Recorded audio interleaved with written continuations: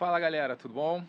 Aqui, professor Rodrigo Nepomuceno, a gente está trazendo aqui o podcast MAC, que trabalha os pilares principais para a saúde, qualidade de vida, para o bem-estar das pessoas, tá? A gente trabalha aqui nos pilares de mente, né, da alma, do espírito e do corpo.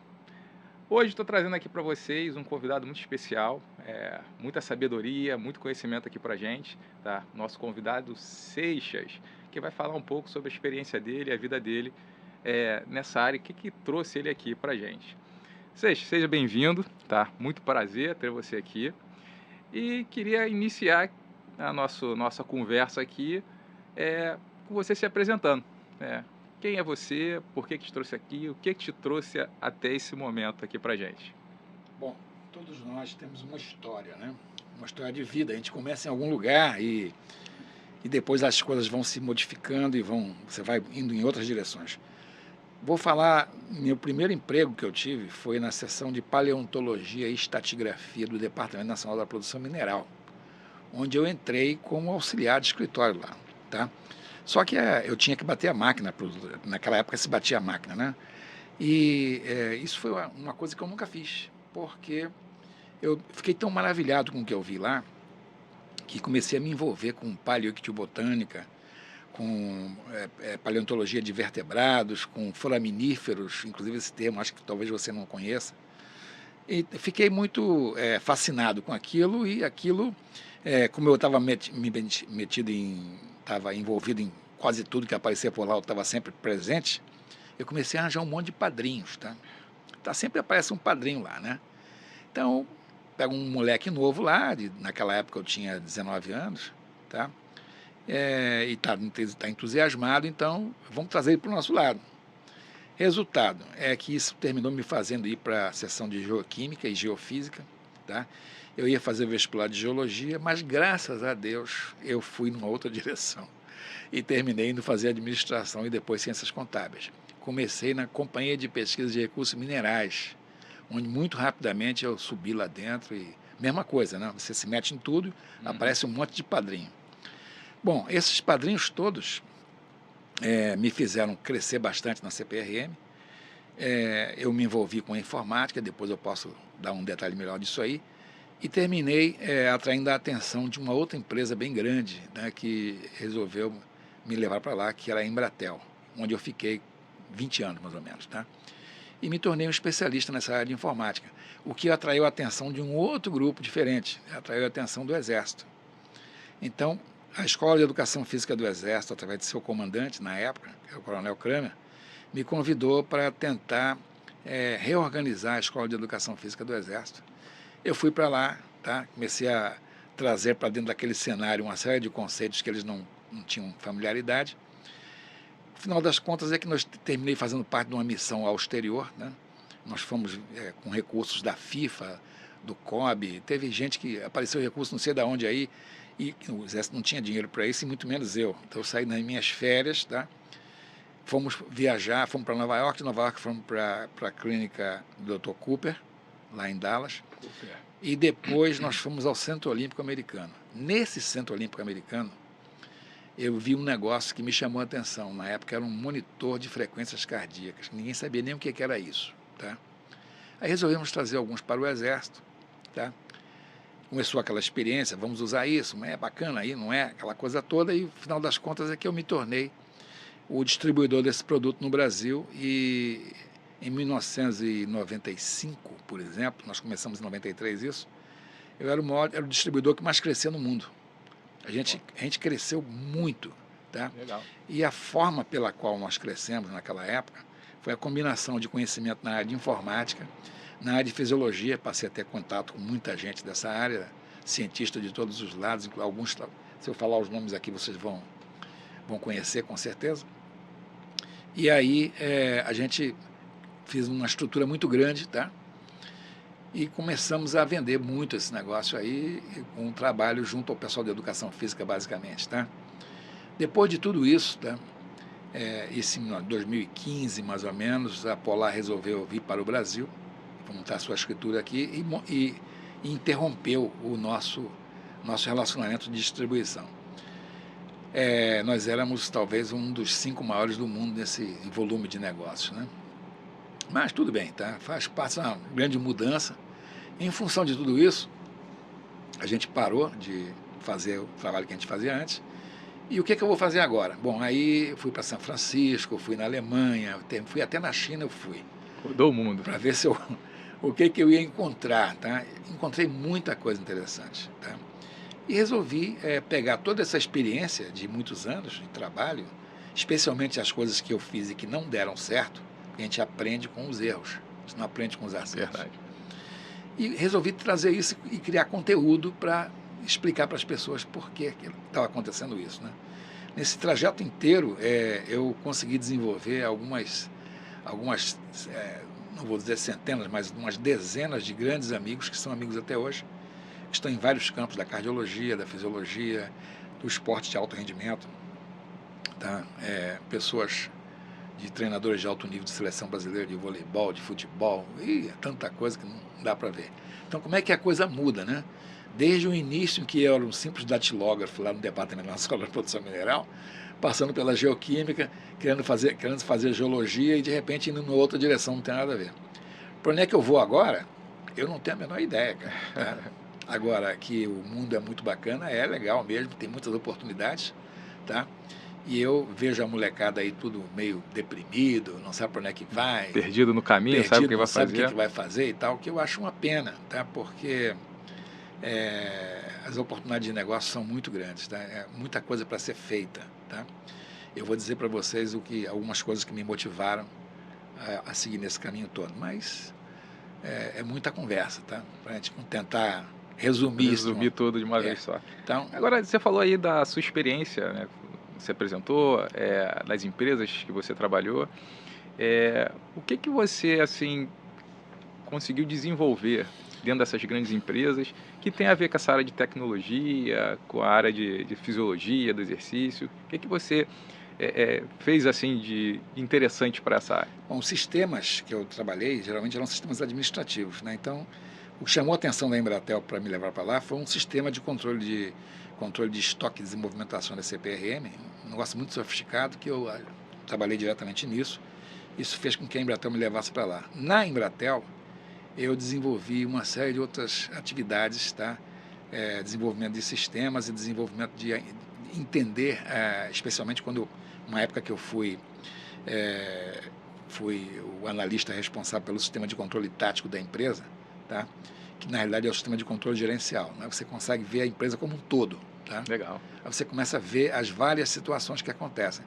É o que eu falava às vezes com o pessoal, já na época da Polar, às vezes que iam me visitar, eu dizia o seguinte: olha, a medicina preventiva, quer dizer, você evitar que alguém fique doente, Perfeito. É a coisa mais importante que você pode buscar, por uma razão simples, é mais barato, tá?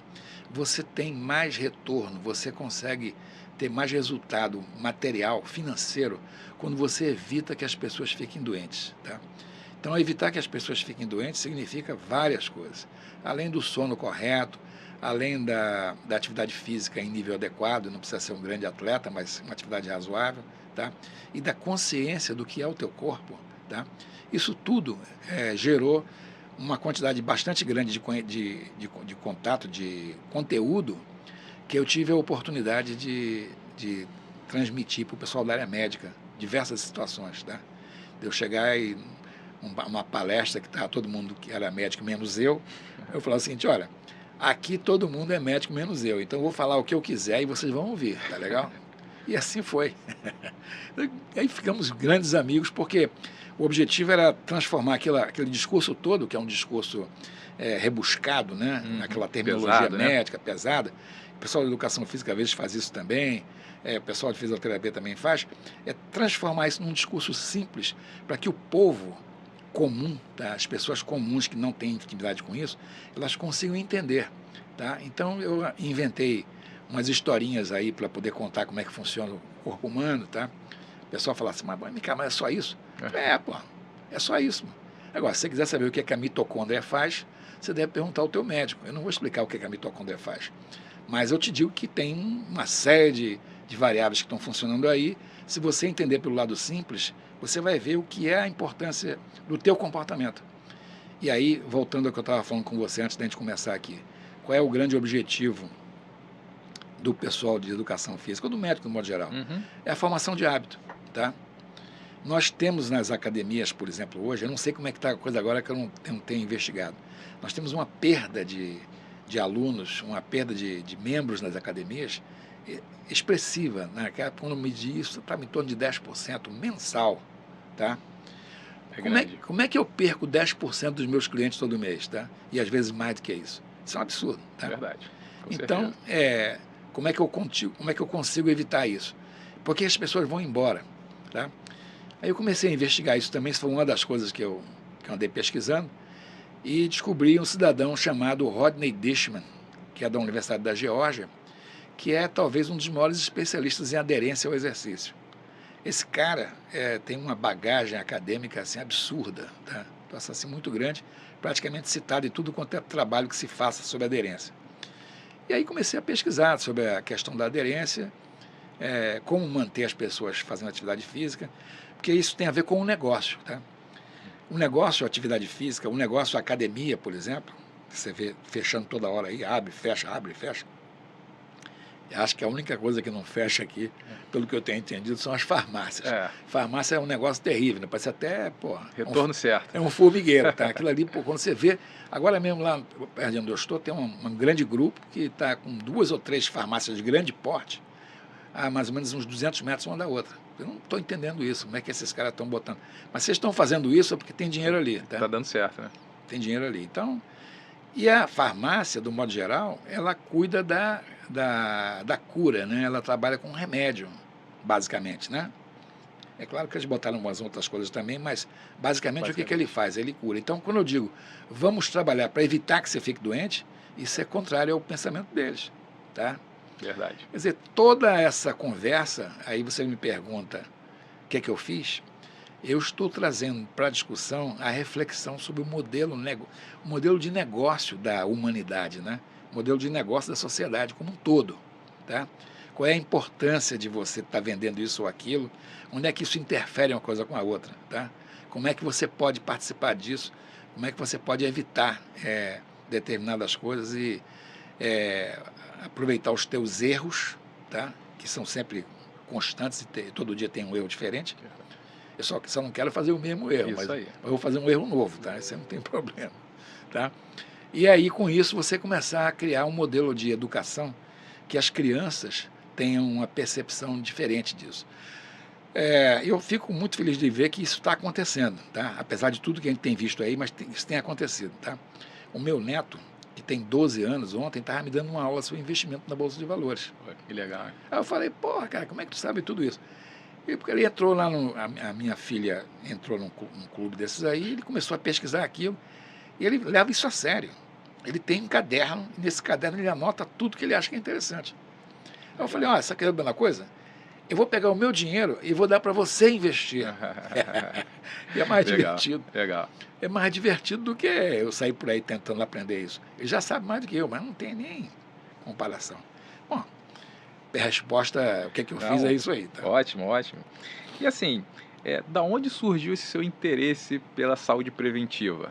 Como você chegou assim, agora eu entendi que isso aqui é um nicho importante e a tecnologia, a minha experiência, o meu conhecimento pode ajudar nesse nicho de mercado? Olha, isso aí começa no entendimento da realidade, tá? Isso foi uma coisa que sempre me despertou minha curiosidade, já desde que eu era bem novo, tá? Como é que você entende a realidade? Como é que você mapeia a realidade? O que está acontecendo em volta de você? Para onde é que você está indo? De onde é que você está vindo? Esse mapeamento é fundamental, porque aí quando você começa a mapear a realidade, você começa a perceber que a direção que você pode estar indo não é a melhor direção. Isso envolve sua saúde, tá? Então, como é que eu vou mapear a minha saúde? O que eu tenho que guardar de registros do meu dia a dia, do meu cotidiano, frequência cardíaca ou não, tá? O que eu tenho de guardar para poder ter uma ideia da direção que eu estou indo? Eu costumo sempre usar um exemplo para poder o pessoal entender. Você sabe que contar a história é coisa muito interessante, né? E a história que eu conto é a história do navio, tá? Imagine um navio que está indo numa certa direção, tem lá um comandante lá, e esse comandante toma as duas únicas decisões, que somente ele toma e mais ninguém. A decisão é dele. Quais são essas decisões? Rumo e tempo. Para onde que eu estou indo e com que velocidade eu vou atingir meu objetivo. Ou se eu estou me afastando dele, estou me aproximando. Rumo e tempo são as duas coisas. Todas as outras decisões, elas derivam dessas duas.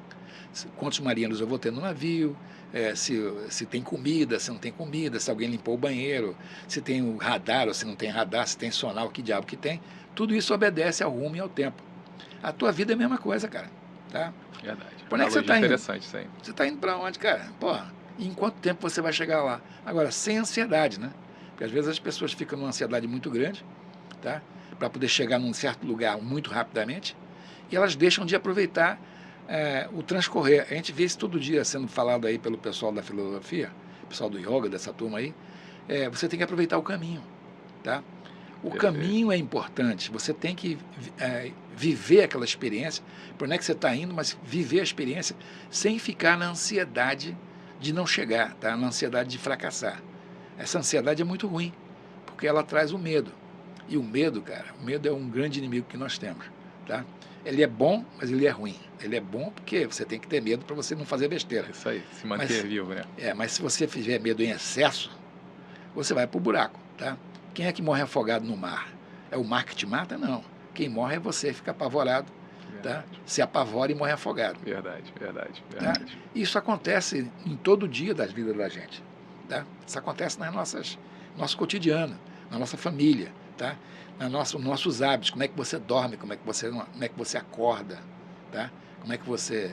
Existem várias coisas que o pessoal fala aí, tá, o negócio do gratidão. Uma gratidão, eu estou grato, não sei o quê. O pessoal usa muito essa frase, né?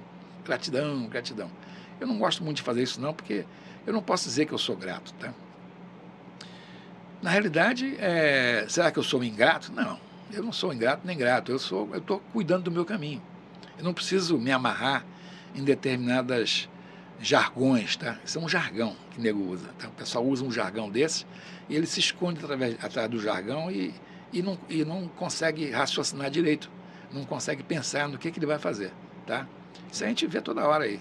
Então, como nós somos o fruto das nossas experiências, a experiência que eu tiver não vai ser muito fácil de transmitir para outras pessoas. Cada um tem os seus próprios dramas, né? Eu tenho os meus, todo mundo tem o seu, parabéns pelos que você tem, eu também tenho os meus, vou lidando com eles.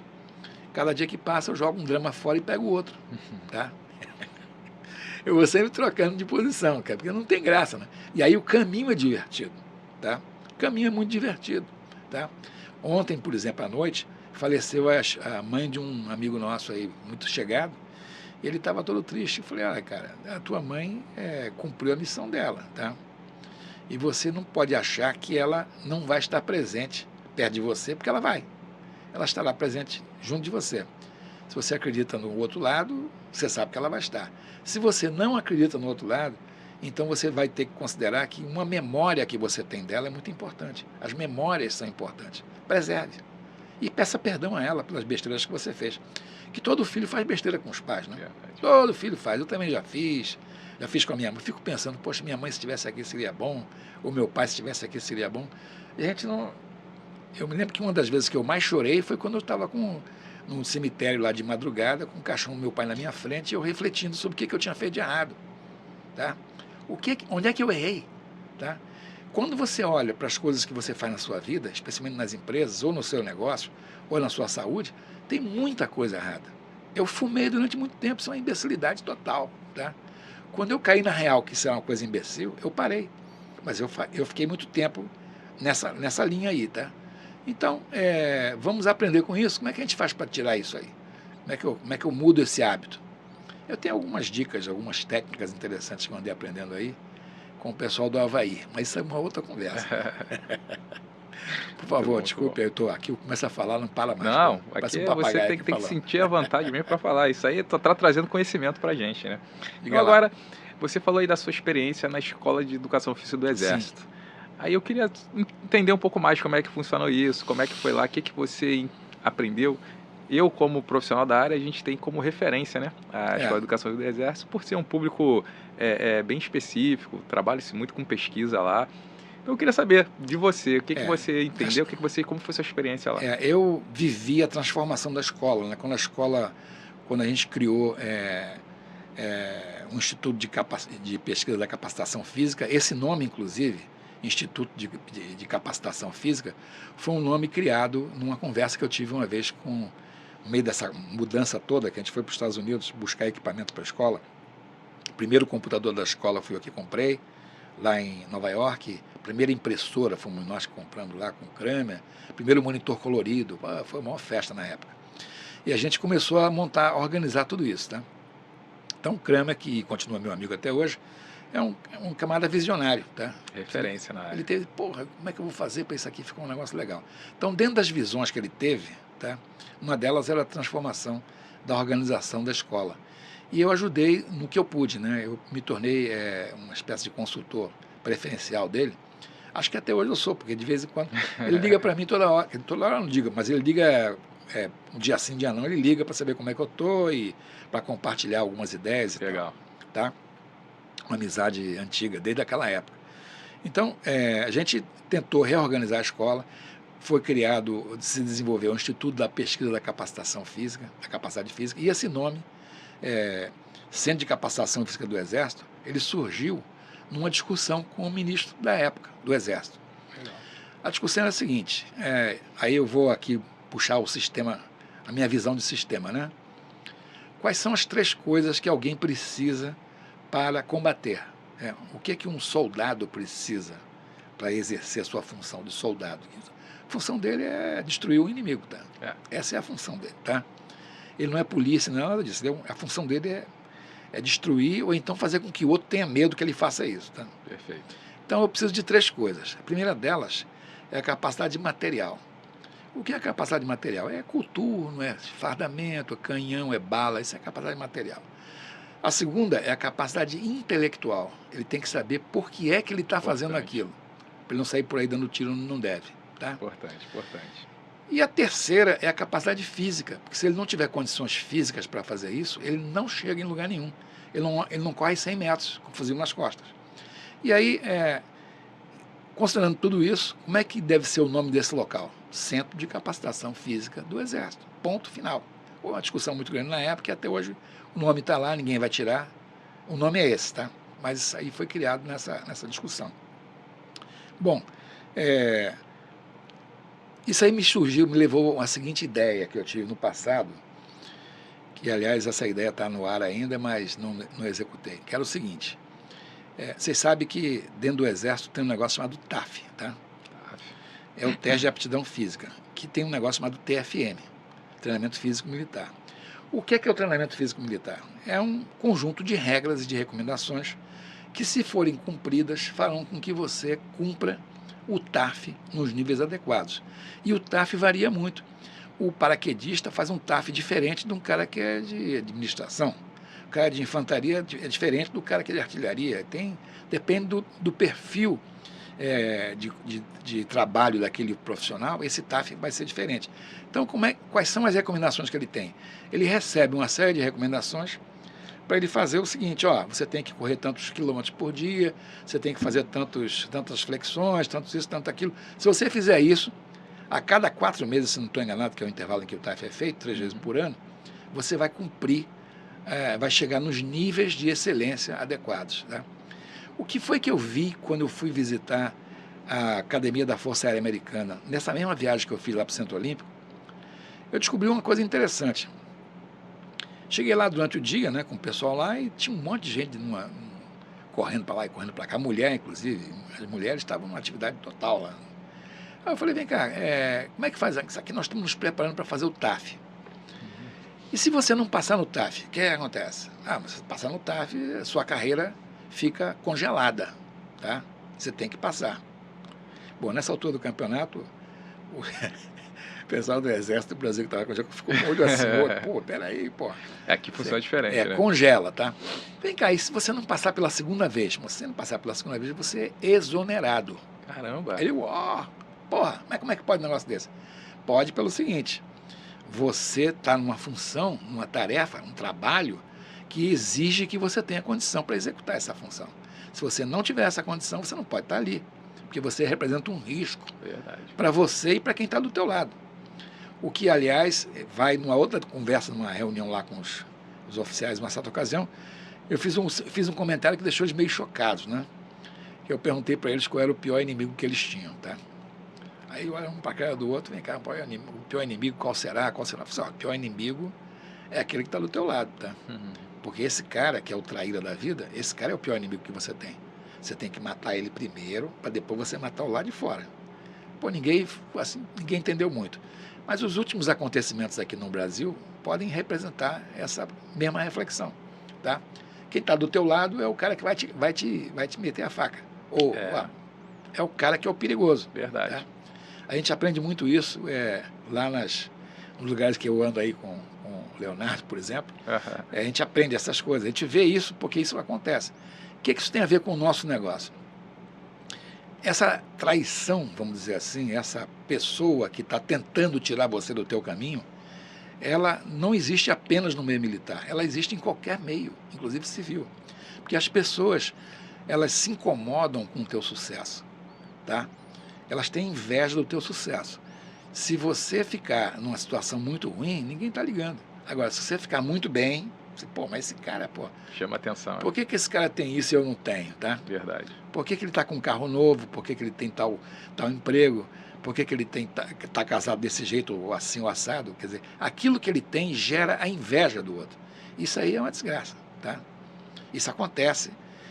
Se você for olhar as academias por esse outro ângulo, você vai ver que muita gente vai lá não é pela saúde, é pela estética. Verdade. Vai ficar tudo bonitinho, tudo legal, não sei o que é. Verdade. Eu tenho um grande amigo aí que é um neurologista bem famoso. Chegou para mim e falou assim: José, me chama de José, você já reparou que esses caras que estão nessas academias, os caras muito fortes, e a perna do cara é muito fina, pô. Sabe quem foi que falou isso? Bom, não vou dizer o nome dele não, deixa para lá, tá? Esse cara é um cara muito conhecido e tem muito livro publicado aí. Está publicando um agora sobre esteroides anabólicos. Mas eu estou até dando um pitaco aí em alguma coisa. Tá? Então, olha só como é que tudo isso se conecta. Tá?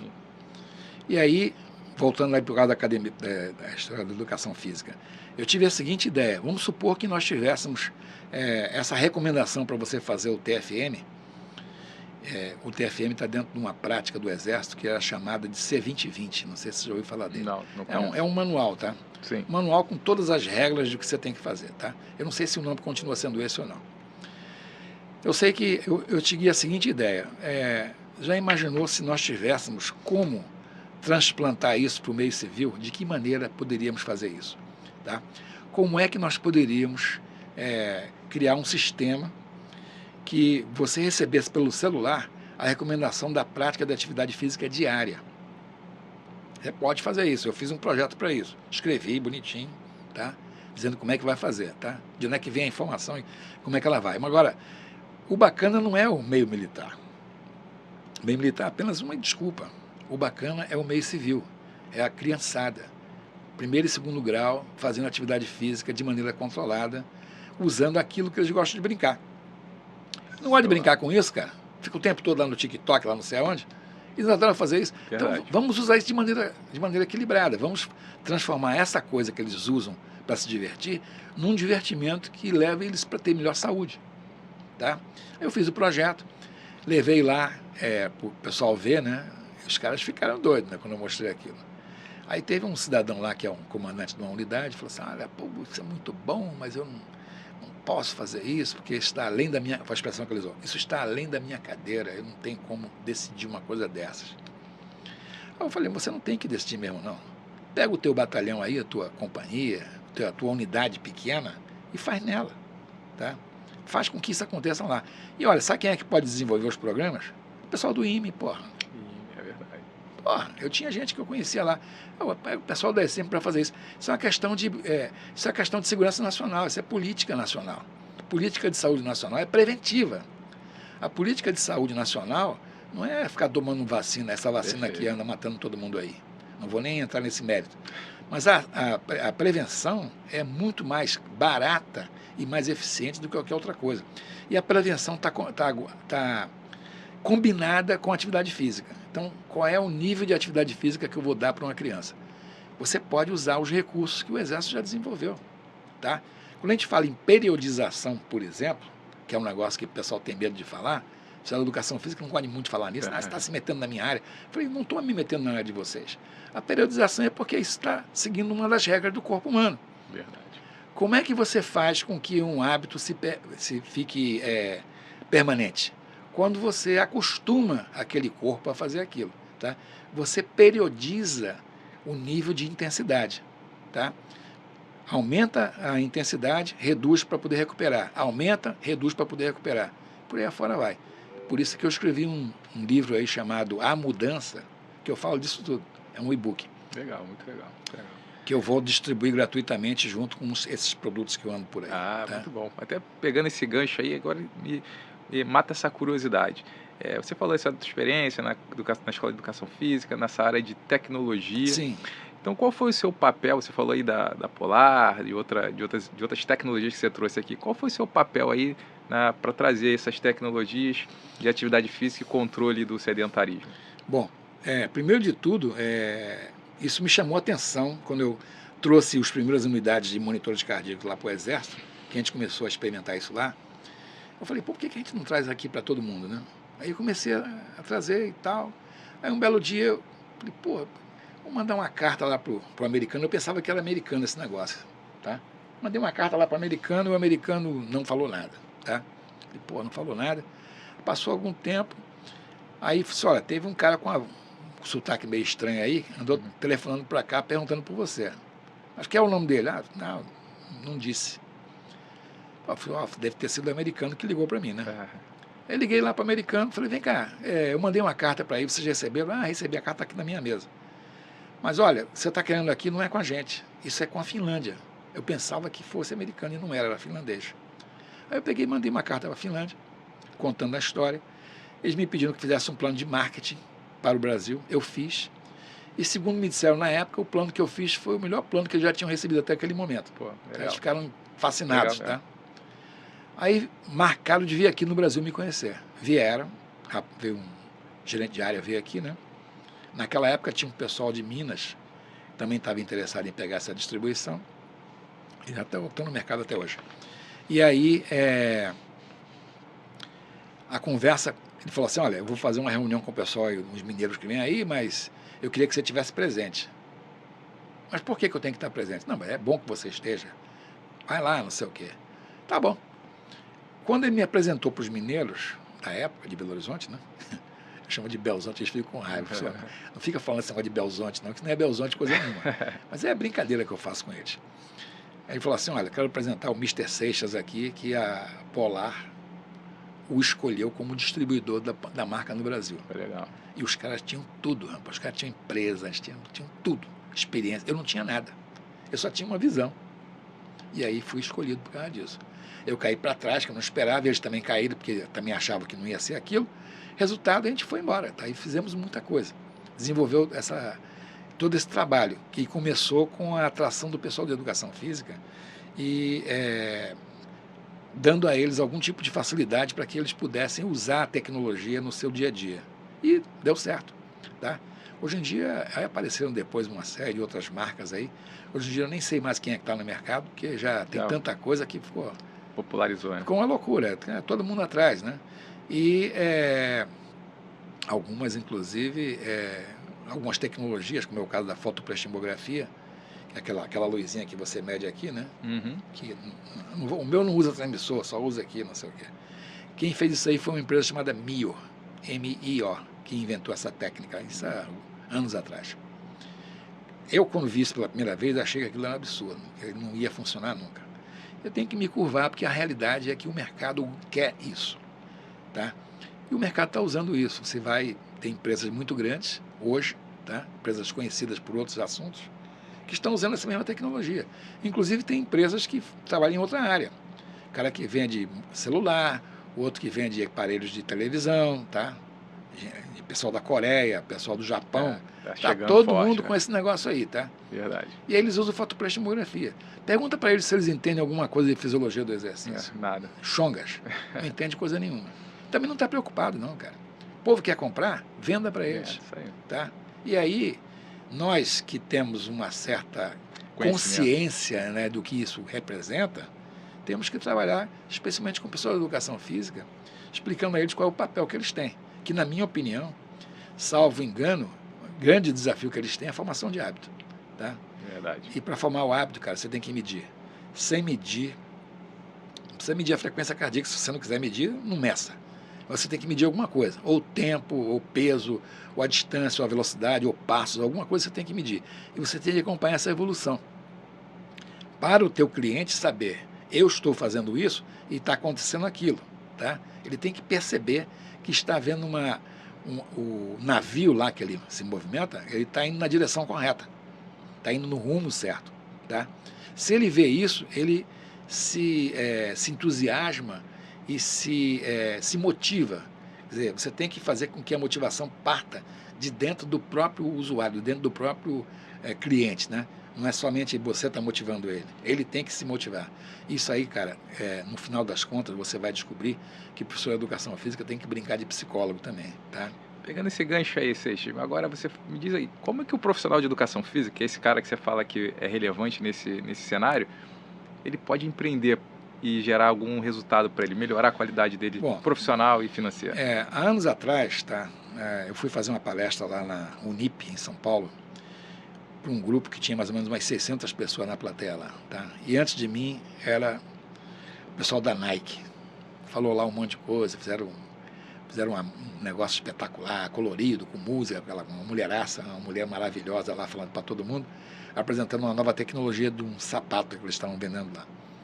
Aí, de repente, alguém lá na plateia falou assim, vem cá, essa tecnologia que você está falando aí, eu já conheço. Eu comprei quando eu fui à Califórnia, não sei o que, achei legal e comprei. Só que deu problema. Aí eu fui reclamar com a Nike, e a Nike me enrolou aí, contou um monte de história e não resolveu o meu problema. Como é que eu posso confiar numa empresa que tem esse tipo de resposta? Aí a mulher ficou, tá? Ela não sabia o que dizer, cara, tá? Só que esta era uma grande oportunidade de marketing para ela, que ela não soube aproveitar. A grande oportunidade que ela devia ter dito é o seguinte, olha, não quero saber o que aconteceu contigo. Eu vou te dar um novo agora e um abraço. Depois a gente vê o que eu faço lá o que eu vou fazer com o meu empregador. Acabou. Aí ela não fez isso. Não, isso aí não é comigo, isso aí eu vou ter que ver com a parte técnica. Resultado, acabou a palestra da mulher. E logo depois era eu, né? Eu falei, pô, e agora? Eu vou falar o quê? Levantei e falei o seguinte, olha, eu não vou falar daquele reloginho que mede frequência cardíaca, isso aí todo mundo está sabendo. Eu vou falar do mercado. Legal. Tá? Você está me perguntando aí o que é que ele pode fazer, então eu vou te dizer, mercado se divide em 3 grandes grupos, tá? Você tem um grupo lá em cima no mercado, 1% da população, tá? Que é o pessoal de alto desempenho, atletas profissionais, maratonistas, pessoal de Ironman, não sei o que mais, nem todo, mas a grande maioria do pessoal de alto desempenho são pessoas que estão buscando exceder as suas capacidades, tá? Eu tenho que correr mais do que eu fui projetado para isso. É por isso que você vê, por exemplo, pessoal, as maratonistas mais eficientes, elas envelhecem com muita rapidez, cara. Não sei se você já notou isso. Já percebi. Tá? Porque a mulher, especialmente a mulher, né? Ela é tão intensa a vida dela que a vida dela se abrevia. Tá? Então, está lá em cima, 1%. Então, um cara de educação física olha para aquilo e fala assim, eu quero ser o treinador de alto nível, eu quero ser o grande não sei o que mais. Tudo bem, deixa ele lá, 1%. Vamos para a parte de baixo. A parte de baixo, você tem a parte de reabilitação. Tá? Nessa parte de reabilitação, a gente tem mais ou menos uns 4% da população, dos quais metade é reabilitação cardiovascular. Caramba. A outra metade é algum outro tipo de reabilitação muscular, óssea, alguma coisa, tá? Eu estou dando uns números genéricos, eu não sei se é exatamente isso, ou se é um pouco mais do que isso, ou um pouco menos, mas está nessa faixa. Bom, entre o 1% e o 4%, eu tenho 95%. Quem é o 95%? É o mercado que você tem que atacar, cara. Tá? Esse é o grande mercado. Aí você vai dizer, pô, mas peraí, é grande demais para mim, eu não consigo fazer isso. É claro que você não consegue. E é por isso que você vai dividir esse mercado. Isso está no Perfeito. livro que eu escrevi lá. Você Perfeito. vai dividir esse mercado. De que forma?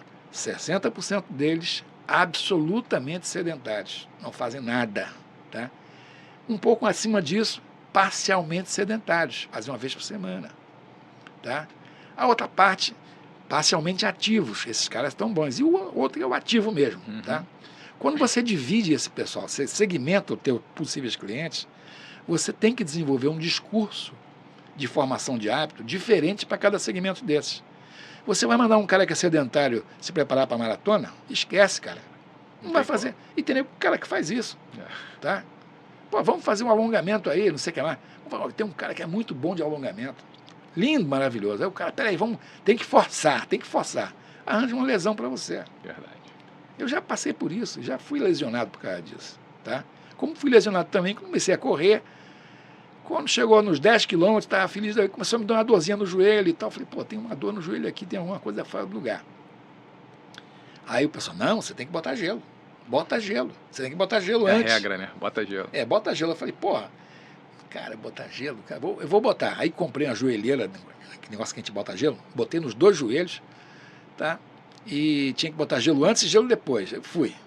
Quando chegou no quilômetro 7, eu quebrei, cara. Caramba. Aí eu fui fazer uma ressonância do meu joelho. Se não me engano, acho que foi ressonância, tomografia. Eu não me lembro o que foi, uma imagem lá. Que é que eu tinha uma lesão por impacto na cabeça do fêmur. Se eu continuo a fazer isso, eu ia ter uma fratura por estresse. E o professor de educação física perdeu o seu cliente. Verdade.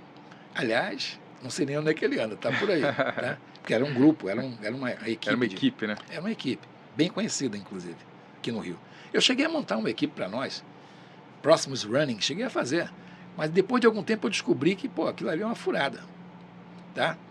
Porque eu botei carro, eu adesivei o carro, eu botei barraca, fiz um monte de coisa, tá? Só que na prática, no dia a dia, aquilo ali não dá certo. Não vale a pena, não era o meu negócio. Entendi. Tá? Aí eu joguei tudo fora e desisti da ideia. O que sobrou dessa época foram as camisetas, que aliás ficaram muito bonitas. A Próximos Running foi bonito mesmo, tá? Camiseta muito bem feita. Então, o que o nosso amigo da educação física tem que fazer é entender a segmentação do mercado, descobrir em que parte está dividida essa população que ele quer atender e descobrir qual é o discurso que ele tem que usar para cada parte dessas. Se usar o discurso errado, não vai vender. E te digo mais, tá? A vender coisas, é a coisa mais importante do teu dia a dia, que se você não vende, você não adianta, cara. Você tem que botar para dentro da tua empresa, para dentro do teu negócio, mais do que você consome, tá? Aí é uma brincadeira que eu fazia, que era sobrevivência, soberania e rejeito, as 3 regras da minha empresa na época, tá? Sobrevivência para você adquirir mais do que você consome. Soberania para você fazer isso sem ficar escravo de ninguém. E o rejeito é porque qualquer coisa que desobedecesse essas 2 regras anteriores tinha que ser sumariamente eliminado. Sem conversa fiada, acabou. Se você não está me fazendo sobreviver, nem está me deixando ser soberano, você não pode estar comigo. Perfeito. Fácil, porra. Tá? O pessoal de educação física fica reclamando da vida aí nas academias, porque ganha muito pouco, aí resolve ser personal. Mas aí, tá bem, personal é legal? Mas você está medindo o quê? Qual é o discurso que você tem para o teu cliente? O pessoal não quer, não sei o quê, e tem preguiça, tá? E olha, cara, a preguiça não te leva para lugar nenhum, tá? Não te leva para lugar nenhum. Perfeito. Se você tiver com muita preguiça, vai dormir, mas quando você acordar, acorde com energia total, tá? Não fique pensando que o mundo vai jogar no teu colo. E essa é uma grande discussão que nós vemos no dia de hoje. Uma parcela da população acha que deve haver um grande provedor que dá a ele tudo o que ele precisa. Educação, saúde, segurança, tudo isso, tá? Quando ele é que devia estar procurando obter essas coisas e não esperar que alguém desse a ele, tá? Verdade. Por isso que eu falei do meu neto aí, com 12 anos, dando aula de finanças para mim, achei do cacete, cara. Daqui a 20 anos esse cara tá... Tá voando, né? Tá. Com Acho que vai estar voando muito antes disso, porque o cara sabe. Pô, você começa a falar, não, comecei a pesquisar o índice preço-lucro aqui, pô, índice preço-lucro, sabe o que é isso? Não, não conheço. Pois é, o IPL... Ele com 12 já conhece. Pois é, o preço-lucro é você fazer a comparação entre o preço daquela ação e o lucro que a empresa produziu para aquela ação. Entendi. Tá? Então ele vai pegar o lugar onde tem mais lucratividade. Às vezes tem ações muito caras que não valem nada. E tem uns caras aí muito bons aí, como é o caso do... Acho que é o Luiz Bassi, se não me engano. Luiz Bassi, conheço Esse também. cara é conhecido para burro, tá? Ele fala assim, olha, isso aqui eu não boto dinheiro ali, tá? Por que eu não boto? Aí começa a contar. Só que as pessoas esperam que o Luiz Bassi, ou qualquer outro desses aí, dê a solução para ele, para que ele não precise pensar muito, tá? Se começar a pensar muito, a cabeça começa a doer, tá? Verdade. Estou sentindo dor de cabeça que eu estou pensando muito. Só que não tem outro jeito, cara. Desculpe. Não tem jeito de você conseguir Mudar, as coisas se você não meter a mão na terra. Você quer beber vinho? Você tem que preparar as uvas. Você quer ter uva? Você tem que colher na parreira. Você quer ter a parreira? Você tem que meter a mão na terra e plantar. Se você não fizer isso, tá? Você não consegue chegar no final da história. E isso aí, cara, é conhecimento básico, tinha que estar nas escolas. Tá? Esse negócio que eu falei aí da atividade física para criança, né? Que é uma coisa que eu falei muito aí, que é um plano que eu ainda espero um dia viabilizar, não sei como que eu vou fazer isso, porque já vi que é difícil você fazer isso usando os recursos estatais, né? Ou pensando no Exército para me ajudar a fazer isso, eu acho que eu não consigo, tá? Mas eu vou procurar aqui, um dia eu vou descobrir qual é o caminho. É que dá para fazer? Qual é o caminho para Bagdá. Seixas, Diga. Deixa eu fechar. Para a gente finalizar aqui, me dá o primeiro que você gostaria de falar para fechar a nossa conversa. E o que você acha que o MAC aqui, o nosso projeto, nosso podcast, fala sobre a junção dos pilares, que é mente, alma e o corpo ali, podem ajudar, assim, você pode acrescentar nessa sua experiência. O que você acha que isso tem de validade para as pessoas? Bom, agora tem que olhar para lá, né? Isso, pode ficar à vontade. Lá, tá? Essa ideia da mente, alma e corpo é interessante porque, na realidade, essas são as 3 variáveis que você precisa para que uma coisa se torne eficiente, tá? Você tem que ter a mente que pensa, você tem que ter a alma que inspira e você tem que ter o corpo que executa. Você tem que ter os 3, tá? Então, eu sei que as tentações do caminho são complicadas, tá? Às vezes você é tentado a fazer coisas diferentes, você perde o foco com muita facilidade, tá? Porque hoje em dia a oferta de informações que você tem no seu dia a dia é absurda, tá? Esse negocinho aqui que está na minha mão aqui, por exemplo, é uma coisa espetacular. Eu venho de um tempo que isso aqui nem se pensava em ter isso, mas é um instrumento que pode ser muito útil se você não deixar com que ele te escravize, tá? Se você ficar escravizado por ele, você vai ficar usando TikTok, WhatsApp, Facebook, o que tiver lá, tá? E isso tira o teu foco. Você estava desenvolvendo um raciocínio, você para de fazer para fazer outra coisa. Então, nesse aspecto, você tem que buscar o equilíbrio entre mente, alma e corpo para você ter sucesso no que você faz, tá? Não sou eu que vou ensinar vocês a fazer nada disso. O que eu posso dizer, se vocês quiserem ouvir, é contar das vezes em que eu errei, tá? E eu errei muitas vezes. Eu não espero errar muitas outras, tá? Porque é com esse erro que eu aprendo.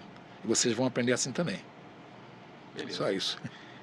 Então, galera, fechamos a nossa conversa aqui com o nosso mestre aqui, Seixas, um cara que, assim, fiquei impressionado com a quantidade de conhecimento, né, informação que eu consegui receber dele aqui.